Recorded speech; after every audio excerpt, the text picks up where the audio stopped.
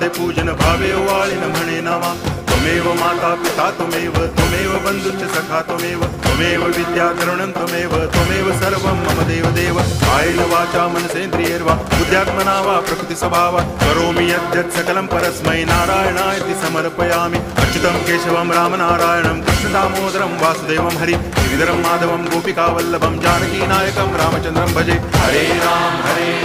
Ram Ram Hare Hare Hare Krishna